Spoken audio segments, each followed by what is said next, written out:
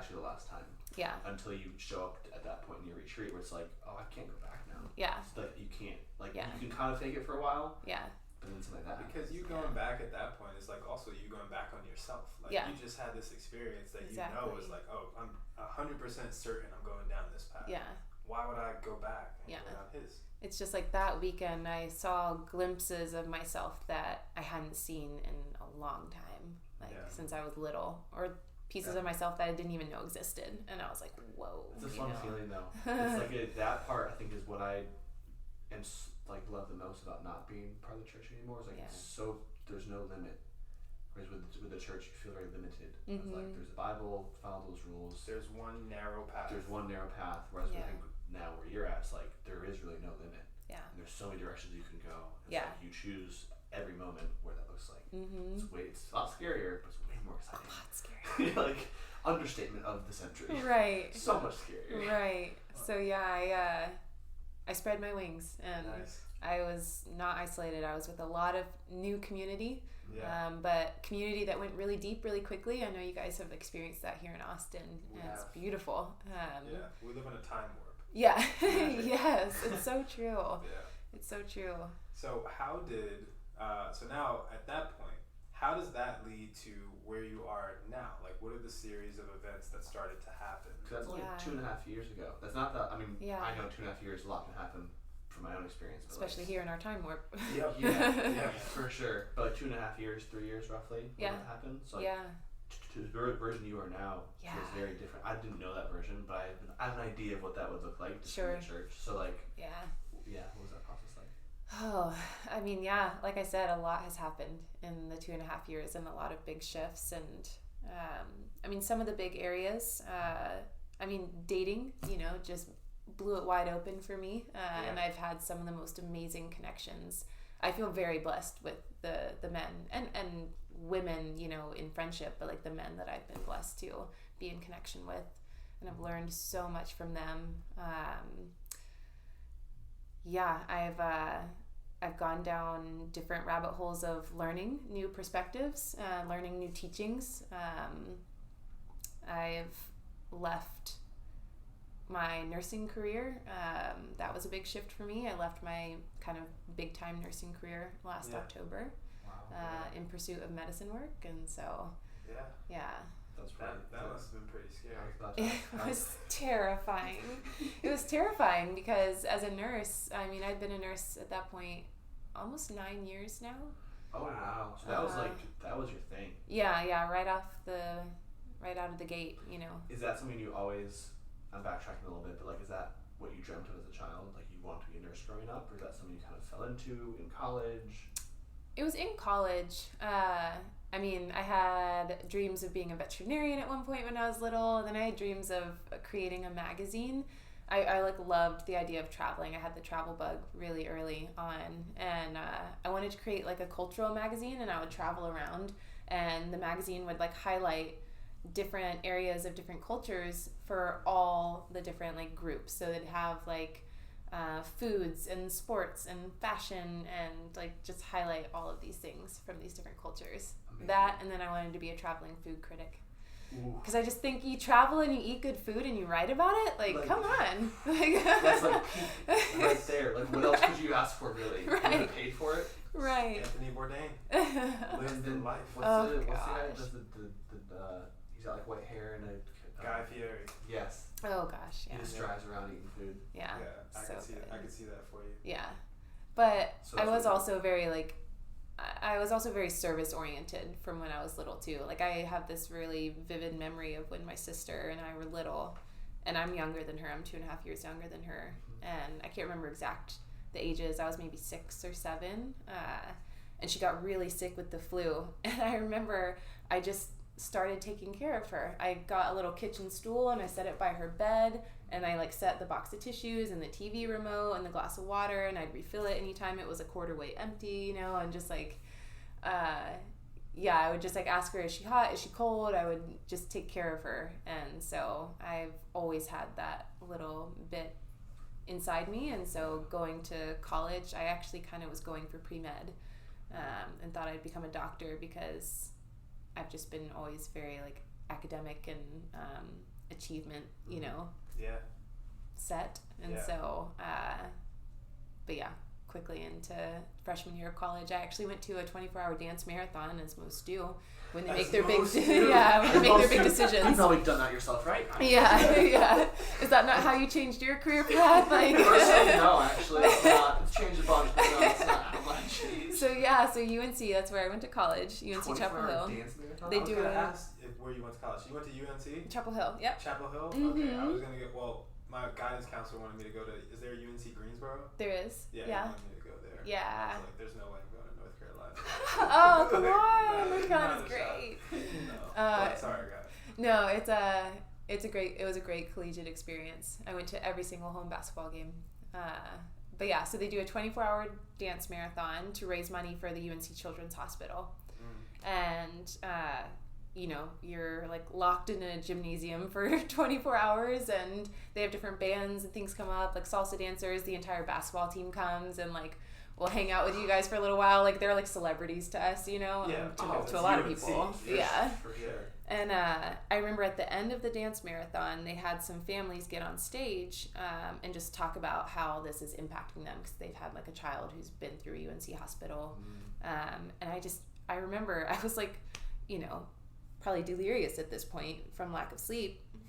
But I remember this one dad gets on stage and he's talking about his daughter who had cancer. And she was in, UNC Children's for, months to a year, a long time.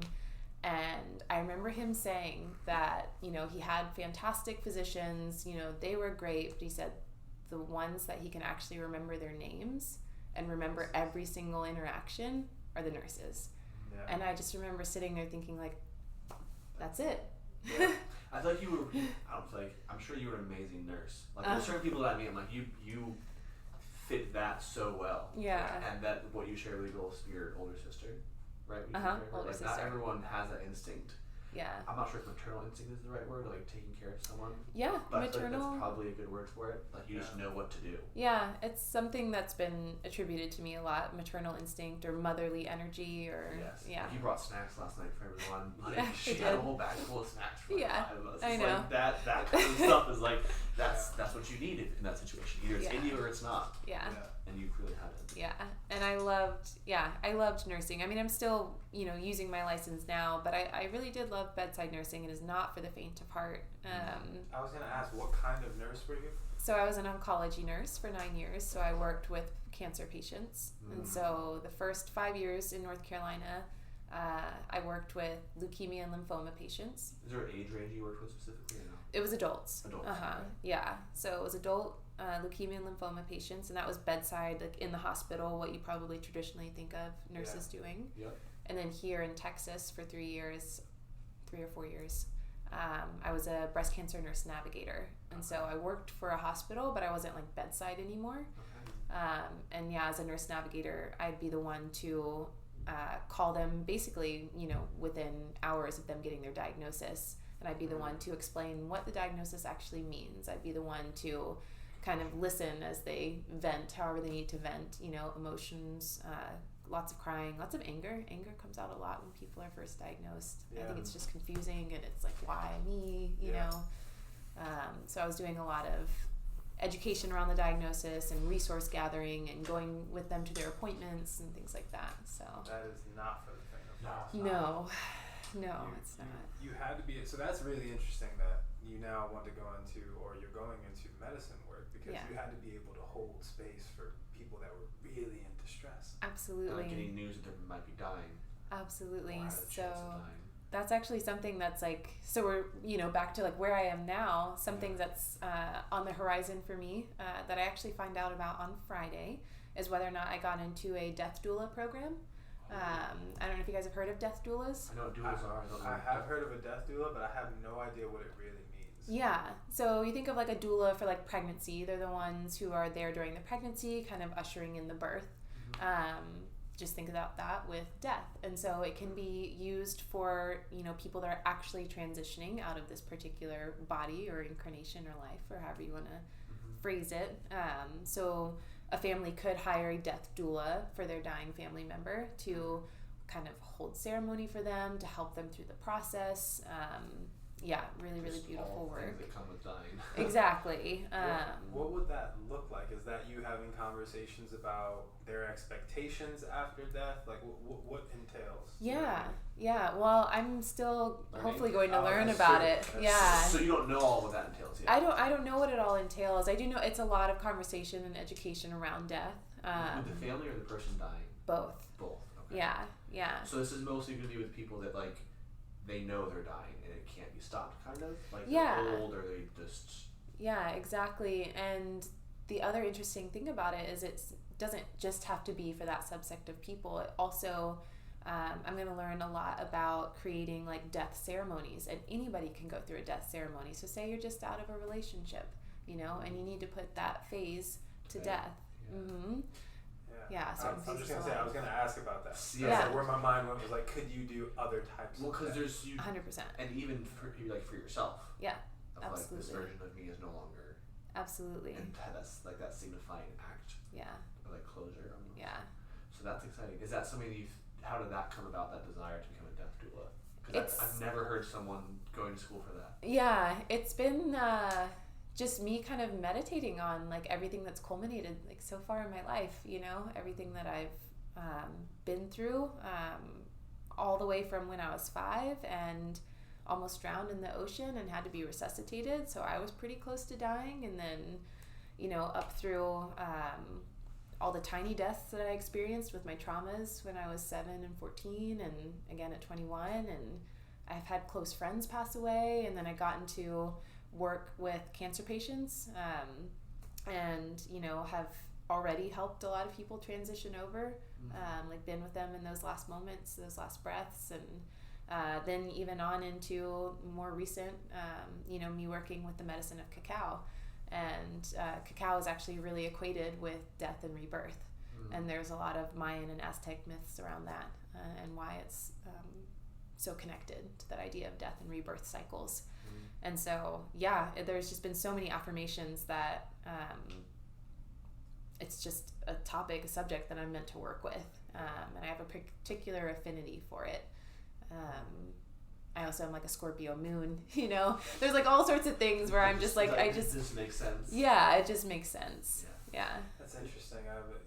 The way you describe it, like based on the past events of your life, it's something that you not become comfortable with, but it's something that you're definitely acquainted with, at least. Yes, absolutely. I also love the idea. I'm not saying love the idea, but like for me at least, growing up, it was like death was like a feared thing. Yeah. It was a bad thing. Yeah. And I feel like there's so much, like, not just physically dying, like you said, it might be something that happens. Yeah. We have to have that a ceremony of some kind, but like being that comfortable with death, I feel like is a really beautiful practice, just in general. Yeah. Anything that you see had to die at some point. Yeah. Food you eat, yourself, like all of those things. Absolutely. Well, I remember, so there's one of my grandmothers, Grandma Ruth, that's my dad's mom. She passed when I was 10, and she was one of the most impactful women in my life, even just, in the 10 years that I was able to be on this planet with her. And she shows up now in all my medicine ceremonies. She's like, one of the guides that I talk to the most, and she just shows me so much. And it's funny for me to look back now when we're talking about this subject and me kind of figuring out what's, here for me in this work with death. And she's one of the people who like first taught me how death can be really, really beautiful. And I remember that because I was so sad and upset when she passed away, and we were at her funeral, and I was just grieving a lot. And I remember looking at the program. They handed out programs at the funerals. And I was looking at the program, and at the top it says a celebration of life. And I remember that I was like, it just totally rewrote the narrative in my head. I was like, oh, that's what this is.